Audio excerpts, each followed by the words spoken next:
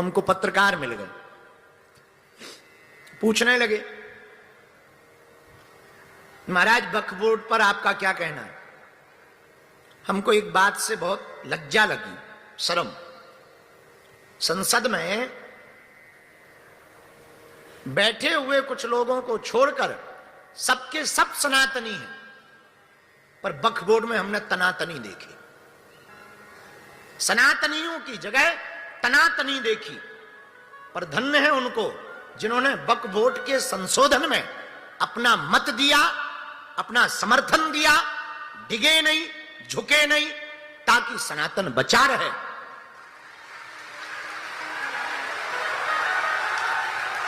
और हम मुसलमानों को भी कहेंगे, ये जो संशोधन है आपके हित का संशोधन है, कोई गलत नहीं है। देखो, भारत में संविधान में सबको समानता का अधिकार है, तो समानता के देश में असमानता किस बात की।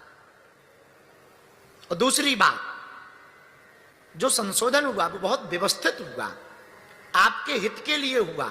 क्या है भैया, आपकी वक्फ बोर्ड की प्रॉपर्टी जो है वो व्यवस्थित रहे, बस इतना ही तो संशोधन हुआ।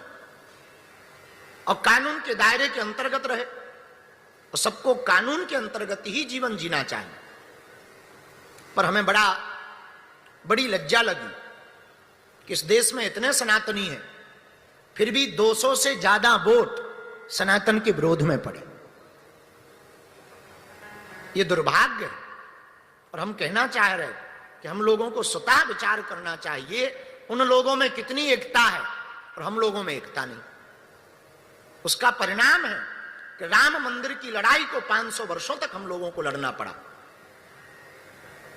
उसका परिणाम है ये वक्फ बोर्ड जो हुआ, उसका ही दुष्परिणाम है। इसलिए हम आप सबको बहुत प्रार्थना करें कि वर्तमान में जो वक्फ बोर्ड बिल पास हुआ बहुत अच्छा हुआ है। हम सब सनातनियों के लिए बहुत गौरव की बात है। और मुसलमानों में भी एकाधिकार खत्म होगा। अमीर मुसलमानों के पास केवल वक्फ बोर्ड की जमीन रहती थी, अब कम से कम गरीब मुसलमानों को भी तो उस जमीन से फायदा मिलेगा।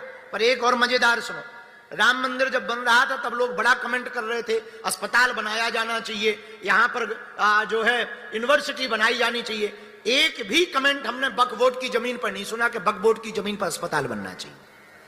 मजेदार बात सुनोगे, एक आदमी ने नहीं कहा कि वहां अस्पताल बन। भगवान की बड़ी कृपा है, राम मंदिर से तो लाखों करोड़ों लोगों को फायदा मिल रहा। फूल वाले को रोजगार मिल रहा, बसों वालों को रोजगार मिल रहा, होटल वालों को रोजगार मिल रहा।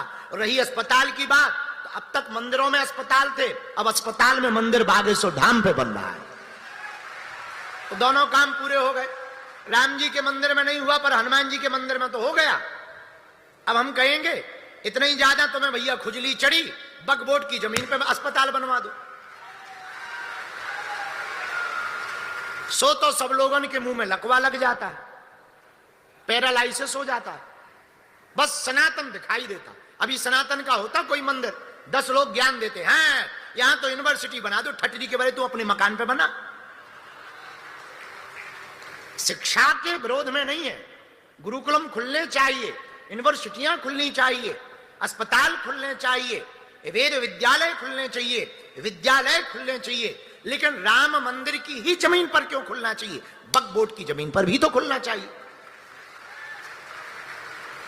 वो भी तो भारत में रहते, हम भी भारत में रहते। तो भैया हमारी व्यासपीठ तो बिना किसी विचार के परम स्वतंत्रता के साथ इस देश के साथ है, इस देश के प्रत्येक कार्य के साथ है, और वर्तमान में हुए वक्फ बोर्ड बिल संशोधन के साथ है। अब वो इसलिए है कि कल के दिन हमें बड़ा डर लग रहा कोई महाराष्ट्र की ये सनातन मठ को ना कह दे कि ये वक्फ की जमीन है। हम तो मर जाएंगे बिना मौत के। आगे को लोगों प्राण प्रतिष्ठा कराएं, देरी ना हो गए और कोई आके बोर्ड टांग दे।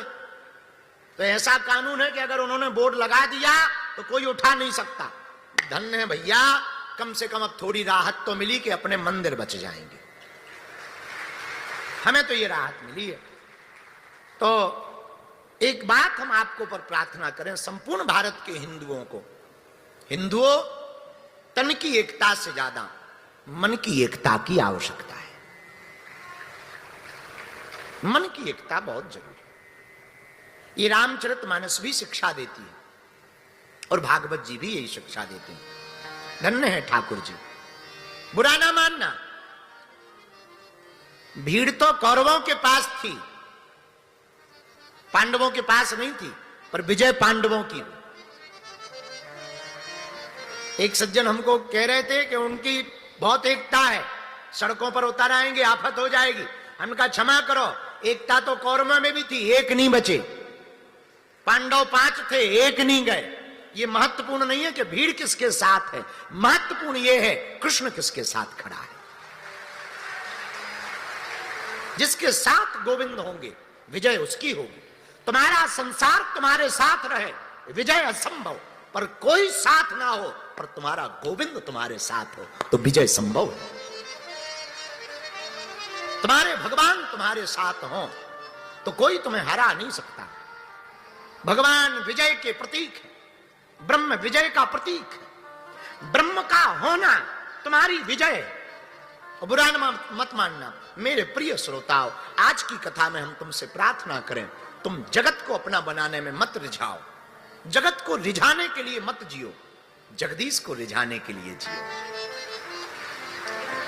तुम्हारा श्रृंगार भी हो तो गोविंद के लिए हो, तुम्हारी बोल चाल भी हो तो गोविंद के लिए हो, तुम्हारी वाणी भी हो तो गोविंद के लिए हो, तुम्हारा हाव भाव भी हो तो गोविंद के लिए हो। हम कहते तुम्हारा भवन भी बने तो गोविंद के लिए बने, तुम्हारी भाषा भी निकले तो गोविंद के लिए निकले। और जिस दिन गोविंद रीझ जाएंगे, जगदीश रीझ जाएंगे, जगत अपने आप रीझ जाएगा। इसलिए भगवान को रिझाने का प्रयत्न करो। आहा, धन्य है श्रीमद् भागवत की कथा, जहां ठाकुर जी को रिझाने पर प्रयत्न किया जाता। ऐसी श्रीमद् भागवत कथा, भागवत कथा के बारे में हम आपको बहुत स्पष्ट रूप से कहें, साक्षात गोविंद जी का स्वरूप श्रीमद् भागवत कथा है। जन्मांतरे भवेत पुण्यम